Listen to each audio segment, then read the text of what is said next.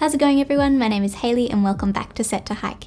Today we are going to be talking about some of the benefits of these guys, trekking poles.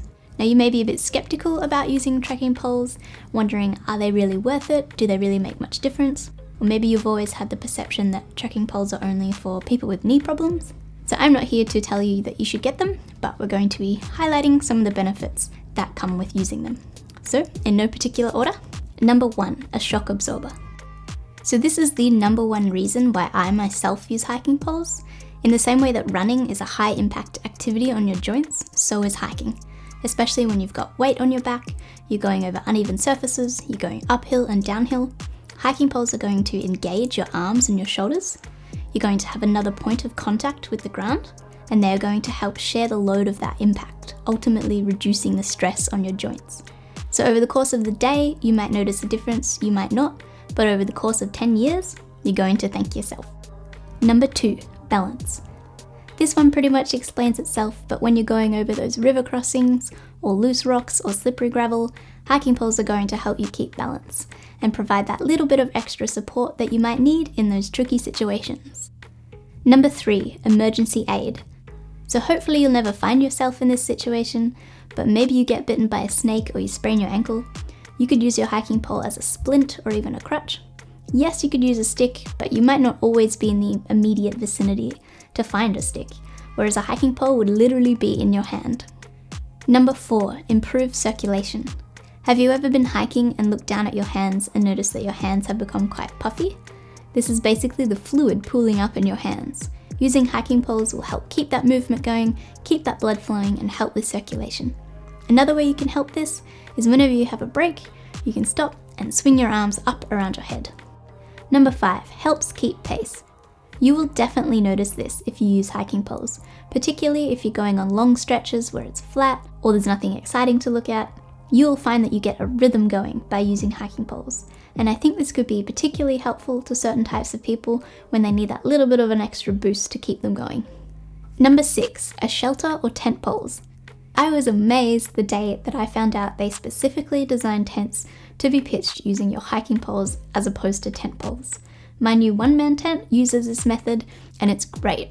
You don't have to carry tent poles, you shave a tiny bit of weight and a piece of hiking gear becomes multi-purpose. Number 7, a selfie stick. I know what you're thinking, are selfie sticks still a thing? I'm going to leave you to answer that question, but they literally design a thing called a stick pick, and that slides onto the end of your trekking pole and it has a thread on it so you can attach a camera. I have something similar here. This is not designed for hiking, but it's just so you can get a little bit of a visual reference on what that looks like. Certain trekking poles also have a thread built into the top of the handle, so if selfies are your thing, then maybe a trekking pole can provide you with an extra angle. Number 8, a machete. So we are not literally going to be using hiking poles as a machete, but something that I find myself doing is I will use my trekking pole to sort of lean a bush out of the way as I go through in one seamless motion, particularly if the track is a little bit overgrown. And because I wear shorts a lot of the time, it's going to help a little bit with getting scratches to my legs. Number 9, posture. So we've all probably experienced this at one stage. We're hiking without hiking poles, we're going up a steep hill, and we put our hands on our thighs to help us get up. When we do this, we tend to lean forward, and if we've got a heavy pack on, it might put unnecessary pressure on our back. So by using hiking poles, it's going to help us keep upright, it's going to keep our chest up, and help with our posture. So coming to you from the trail, I've just thought of 2 bonus tips that I've used my poles for on this particular trip that I haven't really used them for in the past. And one is to clear the spiderwebs. There have been ginormous spiderwebs that go right from one side of the track to the other, so you can't really squeeze past it. So I've used my pole to get one end of the spiderweb and try and pull it back and join it to a tree on the other side of the track, so I don't completely destroy its web. And the other thing that I've used poles for on this trip is I've recently seen like 3 snakes in the space of a few minutes, and because it's just me here, I'm sort of using my poles to bang on the ground in front of me to try and create a bit more vibration, just because the track is really quite skinny and they're just, I keep seeing them right off the edge of the track, so Couple of bonus tips for you. So there you have it, 9 benefits of using hiking poles.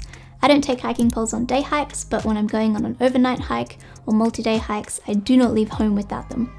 So I hope this video has been helpful to you. Thanks for watching, and I'll see you in the next one.